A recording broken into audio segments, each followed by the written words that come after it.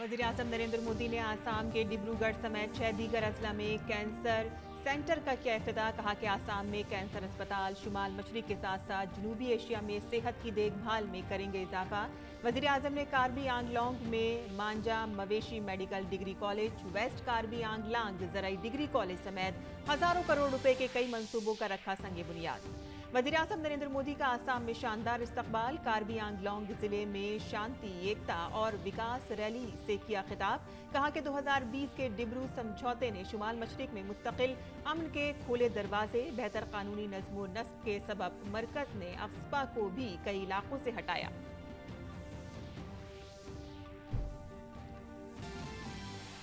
वज़ीर ख़ारजा doctor S Jaishankar Bangladesh और भूटान के 3 रोज़ा दौरे के पहले मरहले में पहुंचे बांग्लादेश की राजधानी ढाका। बांग्लादेश दौरे में डॉक्टर जयशंकर वज़ीर आज़म शेख हसीना और वज़ीर ख़ारजा AK अब्दुल मोमिन से करेंगे मुलाकात। वहीं भूटान दौरे पर भी आला रहनुमाओं के साथ मुलाकात का है प्रोग्राम। जम्मू कश्मीर के पुलवामा में हिफाजती दस्तों और दहशतगर्दों के दरमियान तसादुम में 2 दहशतगर्द हलाक। पुलिस के मुताबिक इस साल अब तक मारे गए 62 दहशतगर्द। मारे गए दहशतगर्दों में से 47 मकामी और 15 गैर मुल्की।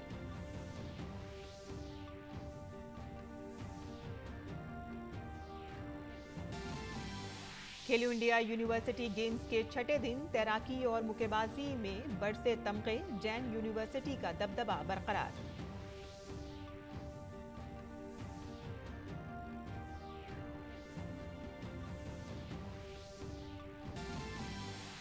और IPL में आज दिल्ली और कोलकाता होंगे आमने सामने। प्लेऑफ की दौड़ में बने रहने के लिए कोलकाता के लिए अहम रहेगा आज का मुकाबला।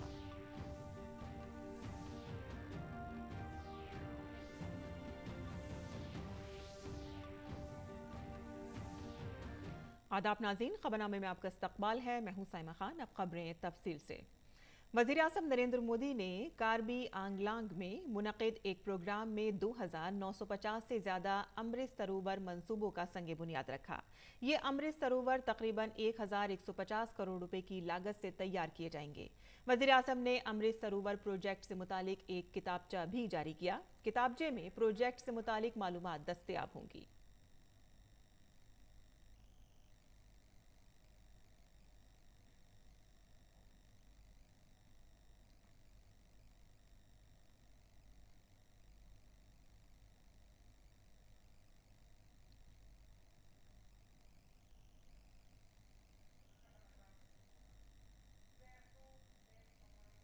आज असम में भी 2600 से भी अधिक अमृत सरोवर बनाने का काम शुरू हो रहा है। ये सरोवरों का निर्माण पूरी तरह से जन भागीदारी पर आधारित है। ऐसे सरोवरों की तो जनजातीय समाज में एक समृद्ध परंपरा भी रही है। इससे गांव में पानी के भंडार तो बनेंगे ही, इसके साथ साथ ये कमाई के भी स्रोत बनेंगे।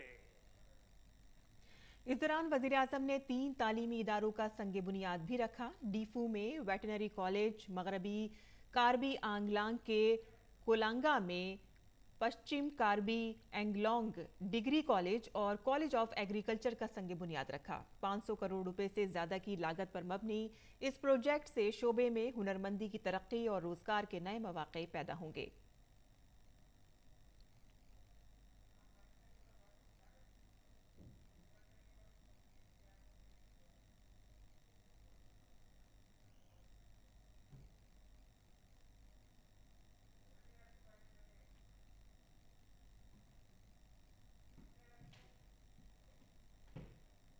असम की स्थायी शांति और तेज विकास के उसके लिए जो समझौता हुआ था, उसको आज जमीन पर उतारने का काम तेज गति से चल रहा है।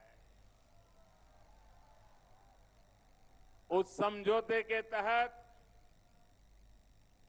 1000 करोड़ रुपए के अनेक प्रोजेक्ट का शिलान्यास आज यहां पर किया गया है। डिग्री कॉलेज हो, वेटरनरी कॉलेज हो, एग्रीकल्चर कॉलेज हो, ये सारे संस्थान यहां के युवाओं को नए अवसर देने वाले हैं। ये सिर्फ किसी कॉलेज का, किसी महाविद्यालय का, किसी इंस्टीट्यूशन का शिलान्यास नहीं है। ये मेरे यहां के नौजवानों के उज्जवल भविष्य का शिलान्यास है। वज़ीर-ए-आज़म ने कहा कि 2014 के बाद से शुमाल मशरिक में मुश्किलात कम हो रही हैं, लोग तरक्की कर रहे हैं। गुज़िश्ता साल सितंबर में कार्बी आंगलोंग की कई तंजीमें अमन और तरक्की के अज़्म के साथ शामिल हुईं। 2020 में बोडो मुआहदे ने मुस्तकिल अमन व अमान की राह हमवार की। पिछले वर्ष सितंबर में कार्बी आंगलोंग के अनेक संगठन शांति और विकास के रास्ते पर आगे बढ़ने का संकल्प लेकर के जुड़ गए। 2020 में बोडो समझौते ने स्थायी शांति के नए द्वार खोल दिए। असम के अलावा त्रिपुरा में भी एलएलएफटी ने शांति के पथ पर कदम बढ़ाए। करीब 2.5 दशक से जो ब्रू रियांग से जुड़ी समस्या चल रही थी, उसको भी हल किया गया। बाकी जगहों में भी स्थायी शांति के लिए हमारे प्रयास लगातार चल रहे हैं, गंभीरता से चल रहे हैं। वज़ीर-ए-आज़म ने कहा कि शुमाल मशरिक की कई रियासतों में एक तवील अरसे से अफ्स्पा कानून रहा है, लेकिन गुज़िश्ता 8 सालों के दौरान मुस्तकिल अमन व अमान, बेहतर नज़्म व नस्क के निफाज की वजह से अब अफ्स्पा को कई इलाकों से हटा दिया गया है। बीते वर्षों में हालात को ऐसे संभाला गया कि आज असम के 23 जिलों से अफ्स्पा हटा दिया गया है। अन्य क्षेत्रों से भी हम तेजी से हालात सामान्य करने की कोशिश कर रहे हैं, ताकि वहां से भी अफ्स्पा को हटाया जा सके। नागालैंड और मणिपुर में भी इस दिशा में बहुत तेजी से काम किया जा रहा है। वज़ीर-ए-आज़म ने कहा कि शुमाल मशरिक के लोगों ने खित्ते में जो बेइंतहा प्यार दिया है, उसे खित्ते में तरक्की के जरिए से वापस लाने का अज़्म दोहराया है। हम पूरी तरह से आपके साथ हैं। मैं फिर एक बार, इतनी बड़ी तादाद में आप आशीर्वाद देने आए हैं, मैं फिर एक बार विश्वास दिलाता हूं। मैंने पहले भी कहा था, आपका ये जो प्यार है ना, इस प्यार को मैं ब्याज समेत लौटाऊंगा, विकास करके लौटाऊंगा। वज़ीर-ए-आज़म ने डिब्रूगढ़ में कैंसर सेंटर का इफ्तिताह किया। इसके बाद वज़ीर-ए-आज़म ने अस्पताल का मुआयना किया। इसी तरह का अस्पताल बारपेटा, तेजपुर, लखीमपुर, जोरहाट, दरांग और कोकराझार में बनाया गया है। ये कैंसर सेंटर आसाम सरकार और टाटा ग्रुप के इश्तराक से तकरीबन 4000 करोड़ रुपए की लागत से बनाए गए हैं। वज़ीर-ए-आज़म ने अस्पताल में लगाई गई नुमाइश का भी दौरा किया।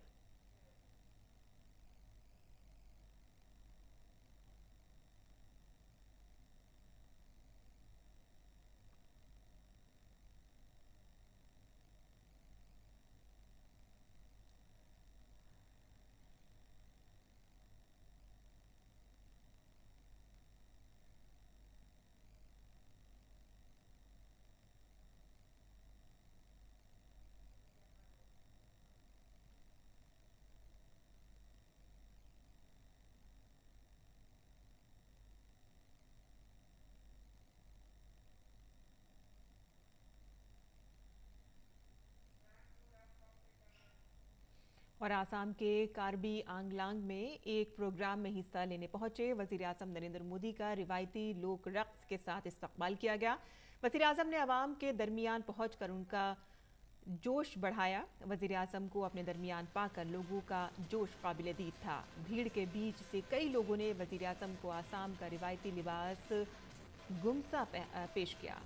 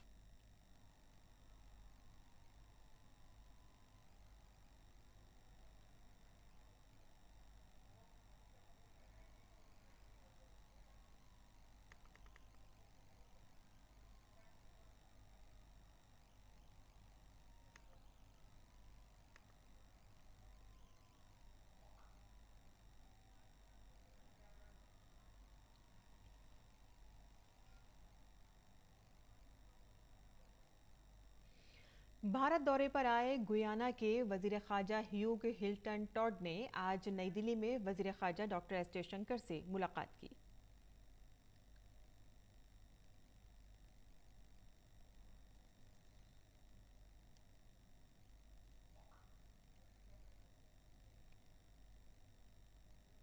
वजीर दिफा राजनाथ सिंह बहरी कमांडरों की कॉन्फ्रेंस से खिताब करने के लिए डिफेंस ऑफिस कॉम्प्लेक्स पहुंचे। राजनाथ सिंह ने दिफा के वजीर ममलिकत अजय भट्ट और बहरी सरबराह आर हरिकुमार की मौजूदगी में नेवी कमांडरों की कॉन्फ्रेंस से खिताब किया। 4 रोजा कॉन्फ्रेंस का आज आखिरी दिन है, जो पीर को शुरू हुई थी। कॉन्फ्रेंस में कमांडरों ने बहरी फौज को जदीद तर्ज पर ढालने और ऑपरेशन को मौसर और कामयाब बनाने पर गौर व फिक्र किया। इसके साथ ही कमांडरों ने इस दौरान समंदरी सलामती और इससे मुतालिक चैलेंजेस से निपटने के लिए हिकमत अमली पर भी बातचीत की।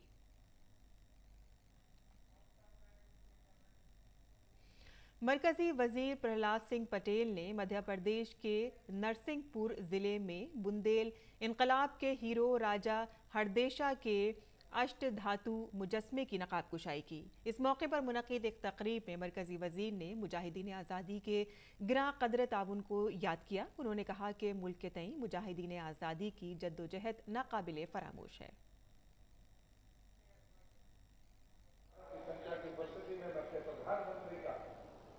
अभिनंदन करना चाहता हूँ, जिन्होंने कहा था कि आजादी के अमृत महोत्सव की अमरता तब होगी वो बलिदानी जिनका इतिहास में नाम नहीं है, लेकिन उनका बलिदान बड़ा था, भले वो दस्तावेज लगा के कह रहे हैं, उनको स्मरण करोगे तब आजादी का अमृत महोत्सव पूरा होगा। ये मूर्तियां बोलती नहीं है, लेकिन इस मूर्ति को जो भी देखेगा वो लगाने वाले को तो याद करेगा ही, लेकिन राजा साहिब की त्याग राजा साहिब जी के उन बंशियों के त्याग का भी स्मरण करना और उसी दिन शायद वो संकल्प लेगा, उसी दिन शायद उसके भीतर वो सामर्थ्य पैदा होगी। ये छोटे मोटे लालच हमें क्यों बढ़ा देते हैं? जम्मू कश्मीर के पुलवामा के मैत्री गम इलाके में सिक्योरिटी फोर्सेस और दहशतगर्दों के दरमियान तसादुम हुआ, जिसमें हिफाजती दस्तों ने 2 दहशतगर्दों को ढेर कर दिया है। मारे गए दोनों दहशतगर्दों की शिनाख्त मकामी शहरी एजाज हाफिज और शाहिद अयूब के नाम से हुई है। सिक्योरिटी फोर्सेस ने दहशतगर्दों से 2 AK-47 राइफल बरामद की हैं। दोनों दहशतगर्दों का ताल्लुक अल-बद्र दहशतगर्द तंजीम से है।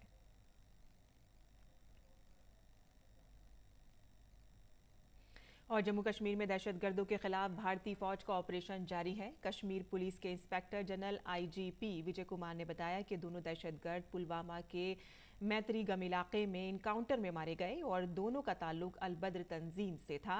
उनके खिलाफ 8 मुकदमात दर्ज हैं। इसी माह शोपियां में उनके ग्रुप के 4 दहशतगर्द मारे गए थे। कल हम लोगों को खबर मिला था कि पुलवामा की मित्री गांव में 3 टेररिस्ट छिपे हुए। पुलिस, आर्मी, CRPF मिलकर कॉर्डन डालते ही अंदर से फायरिंग आ गया। फिर हम लोग सिविलियन को निकाले, फिर ऑपरेशन रिज्यूम हुआ, जिसमें अल-बद्र का 2 टेररिस्ट मारा गया। ये वही दोनों टेररिस्ट हैं जो पिछले 1 महीना से आउटसाइडर जितने भी वर्कर्स हैं, लेबरर्स, उस पर काफ़ी फायरिंग किया। बहुत उसमें लगभग 6 इंजर्ड हो गए थे। दोनों के खिलाफ 8 FIR लॉन्च है इसके तलाश में हम बहुत दिन से थे।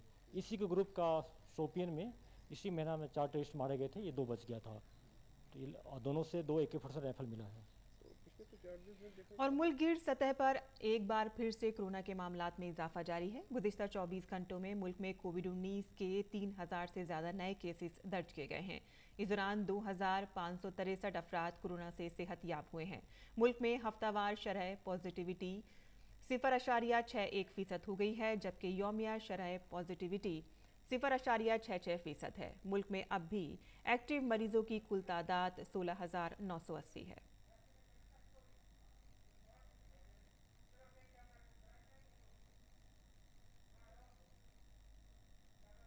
वहीं मुल्क भर में कोरोना के खिलाफ जंग में टीकाकारी मुहिम तेज रफ्तारी से जारी है। मुल्क में अब तक 188 करोड़ 40 लाख से ज्यादा कोरोना टीकों की खुराकें दी जा चुकी हैं।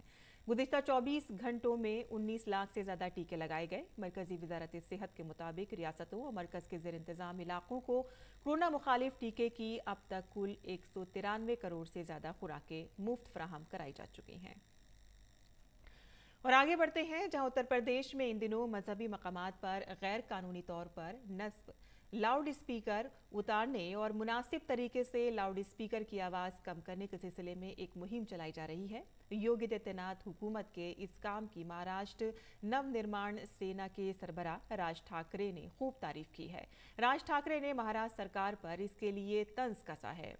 मनसे के सरबराह ने जुमेरात को ट्वीट करते हुए लिखा है कि मैं दिल की गहराई से मुबारकबाद पेश करता हूं और योगी सरकार का शुक्रगुजार हूं कि उन्होंने मजहबी मकामात से लाउड स्पीकर हटाने का काम किया है। बिलखुसूस मसाजिद से बदकिस्मती से महाराष्ट्र में हमारे पास योगी नहीं भोगी हैं।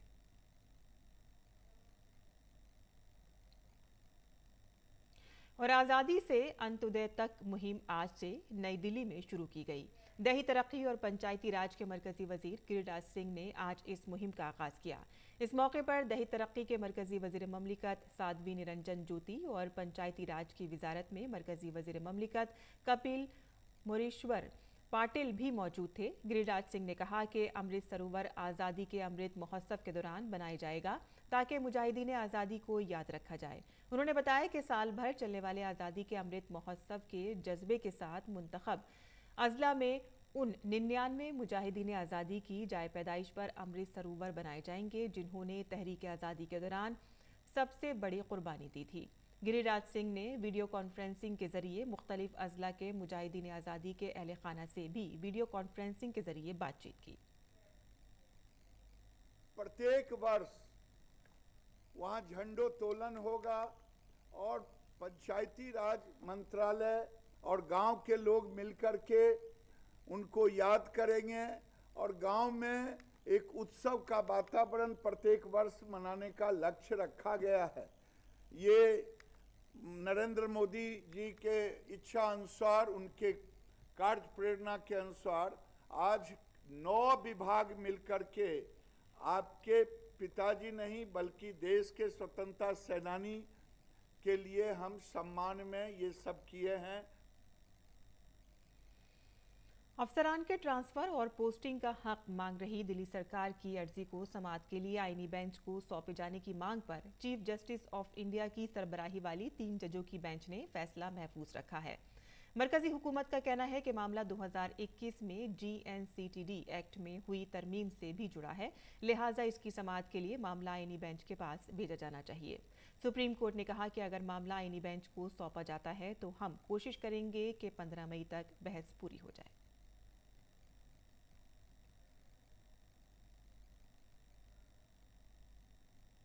वज़ीर ख़जाना निर्मला सीतारमण ने अमेरिका की स्टैनफोर्ड यूनिवर्सिटी में माहिरीन और तलबा के साथ बहस में हिस्सा लेते हुए कहा कि भारत में डिजिटल करेंसी से मुतालिक सभी मसाइल पर गौर व खौस जारी है और सरकार ब्लॉकचेन टेक्नोलॉजी की अहमियत बखूबी समझती है।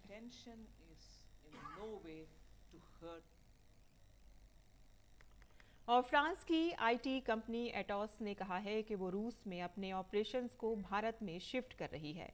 कंपनी बिग डेटा और साइबर सिक्योरिटी के शोबे में काम कर रही है और कंपनी में पहले से ही 40,000 से ज़्यादा भारतीय काम कर रहे हैं। कंपनी हाई परफॉर्मेंस कंप्यूटिंग और दुनिया भर में अपने क्लाइंट्स को डिजिटल सहूलतें देने का काम करती है। और खेलो इंडिया यूनिवर्सिटी गेम के छठे दिन का आगाज तैराकी के साथ हुआ। खवातीन की 200 मीटर मेडल के फाइनल मुकाबले में जैन यूनिवर्सिटी की शिरंगी बाडनेकर ने तलाई तमगा अपने नाम किया है। उन्होंने 2 मिनट 32.98 सेकंड में ये जीत हासिल की है। वीर नार्मद जुनूबी गुजरात यूनिवर्सिटी की कल्याणी सक्सेना दूसरे मकाम पर रही हैं। उन्होंने 2 मिनट 32.06 सेकंड में चांदी का तमगा अपने नाम किया है, जबकि जादवपुर यूनिवर्सिटी की सृष्टि उपाध्याय ने 2 मिनट 37.33 सेकंड में कांस्य का तमगा अपने नाम किया है।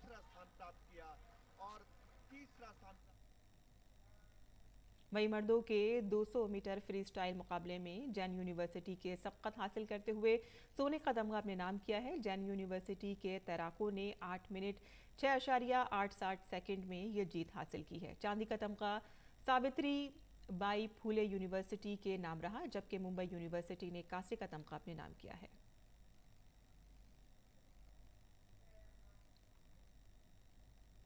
उधर खवातीन की 400 मीटर फ्री स्टाइल तैराकी में जादवपुर यूनिवर्सिटी का जलवा रहा। जादवपुर यूनिवर्सिटी ने 4 मिनट पर 25.21 सेकंड का वक्त निकालकर मुकाबले में गोल्ड मेडल अपने नाम किया है। वहीं यूनिवर्सिटी ऑफ मद्रास से दूसरे मकाम पर रही है और इस यूनिवर्सिटी ने 4 मिनट 32.37 सेकंड का नाम लिया, जबकि जैन यूनिवर्सिटी ने कांसे के तमगे पर कब्जा किया है।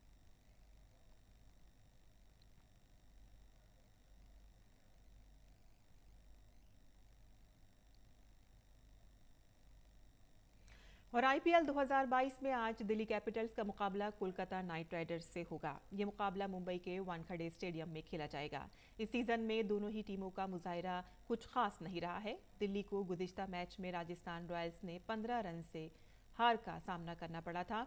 वहीं दूसरी जानिब इस सीजन में कोलकाता नाइट राइडर्स भी कुछ खास नहीं कर पाई है। कोलकाता की टीम अब तक खेले गए 8 मुकाबलों में सिर्फ 3 मैच ही जीत पाई है और ऐसे में इस सीजन के प्लेऑफ में पहुंचने की दौड़ में बने रहने के लिए केकेआर की टीम को आइंदा कुछ मुकाबलों में कारकर्दगी का बेहतर मुजाहिरा करना होगा।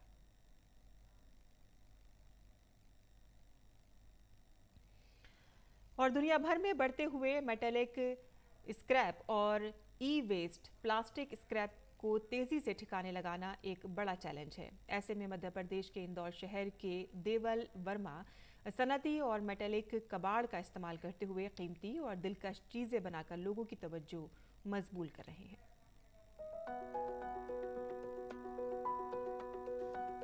इंदौर के देवल वर्मा ने मेटेलिक कबाड़ के इस्तेमाल से बेशकीमती और दिलचस्प चीजें बनाने का एक रिकॉर्ड कायम किया है। हाल ही में उन्होंने मेटेलिक स्क्रैप से भारत का जो नक्शा बनाया था उसे खरगोन नगर पालिका खरीद कर नस्ब कर रही है। देवल ने भारत के इस नक्शे का नाम सोने की चिड़िया दिया है। नक्शे को हमने नाम दिया है सोने की चिड़िया। सोने की चिड़िया एक तरह से इसलिए कि अभी पहले तो भारत को सोने की चिड़िया डेफिनेटली कहा ही जाता था। उसके बाद जो इसकी आइडेंटिटी गुम हो गई है, वो अब लगता है कि फिर से अब जो इंडस्ट्रीज़ का जो डेवलपमेंट हो रहा है इंडिया में, मेक इन इंडिया कैंपेन के तहत और आत्मनिर्भर भारत कैंपेन के तहत, तो मेरा ये मानना है कि वो आइडेंटिटी फिर से गेन की जा सकती है इस तरह से। देवल वर्मा ने 12 फीट ऊंचा हाथी भी लोहे, स्टील और दीगर धातों से बनाया, जो लोगों को खूब पसंद आ रहा है। World map, guitar, kinetic sculpture समेत देवल इस तरह के कई आर्ट अपने मुआविन जीशान के साथ बना चुके हैं।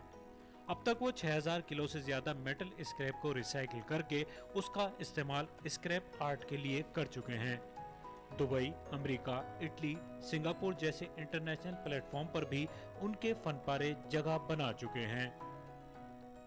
पूरे 5 देशों में हमारे आर्टवर्क्स अभी तक उपलब्ध हैं, जिसमें से अमेरिका, दुबई, इटली है, सिंगापुर है।